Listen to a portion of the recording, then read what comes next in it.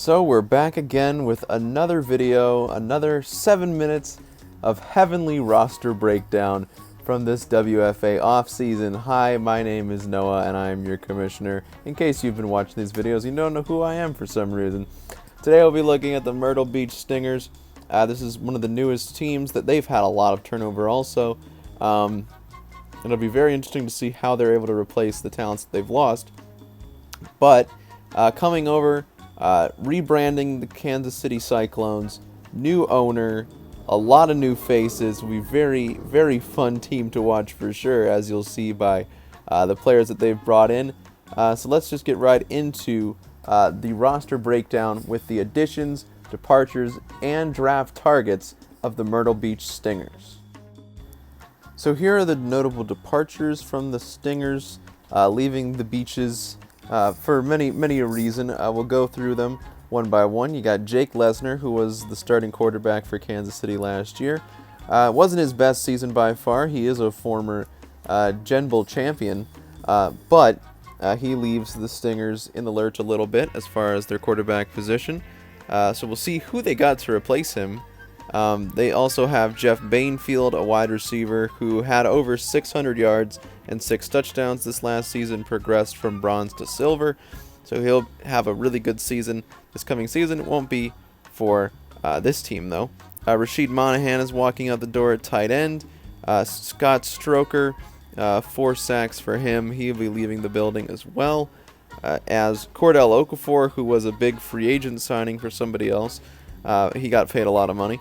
But Cordell Okafor with 53 tackles, 3 interceptions, 7 TFLs, really good player. Clogged in a really tight defense this last season. Billy Biggets, he went to Des Moines. And then, of course, the best defensive player that the owner didn't really know about, Jack Bridges, 15 interceptions, one of the best rookie seasons we've ever seen, and he'll be playing in Montreal this year, which makes us all a little bit sad. But he is going to be one of the players that had to be replaced, so let's go ahead and look at who the Stingers were able to bring in this offseason. So there are a lot of interesting players that the Stingers were able to bring in. As I said, they had a lot of players leave, not even the ones that I mentioned. Like, pretty much their whole roster was on a 1-year deal, so it was going to take a lot to bring in some people to replace them. But they were able to get some really talented people. So at quarterback, you got Hugo Zachary, one of my favorite players. He's the starter, end all be all. He is the guy for Myrtle Beach moving forward. At tight end, you did see Rashid Monahan is leaving. They're replacing him right now with bronze tight end Grandacious. We'll see if that holds at 6'9", 257. Grandacious, huge guy. So it could be really interesting to see if they're able to use him as that starting tight end. Dave Barr, they spent $1.2 million to bring him in. I probably also should have put Gregory Pitcher on there because there was a lot of talk at wide receiver if he was going to leave, and they were able to win him back. But Dave Barr will be holding up that offensive line. They bring in Alex Perry at defensive tackle.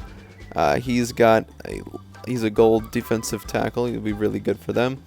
Dwayne Borrego, who they bring in this at linebacker. He's coming over from the Federals, same as Alex Perry. Ty Newsome coming over from the Champs in Montreal. He's slotted in as the starting safety right now at free safety, but they also brought in Steven Jefferson, which is interesting because they also have DJ Barnes. So they have 3 safeties. 2 of them are gold, 1 of them is silver. So it will be interesting to see how they use these 3 guys, especially a guy like Jefferson who was in a bid war with a lot of teams. So we'll see if one of these guys becomes a trade piece or if they go with a 3 safety set.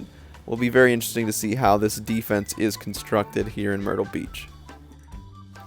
So like some of the teams that we've talked about, the Myrtle Beach Stingers don't have the best haul of draft picks. They have 4. They're all after the second round. They have a 3rd rounder, a 4th rounder, and 2 fifths. So it's kind of hard to guess who they might be targeting, but I have a couple of people that I think could be good additions to the team. They need a starting left tackle. So I've given them Forrestal Hickman. I think he could be a good talent for the team. Bring in a guy who's going to be a rock.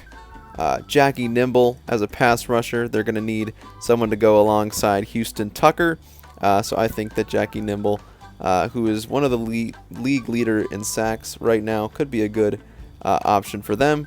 And they're probably looking to grab a cornerback, as they do have Jonathan Bravo, but they have two bronze corners, Albert Lewis and Bryant Bunkley. I'm not sure if they're looking to add a silver corner, or if they're going to try to trade up somehow and get in that spot. But a guy like Art Vandelay IV, who has already gotten a couple picks in the Rise League, would be a guy that I would consider picking up.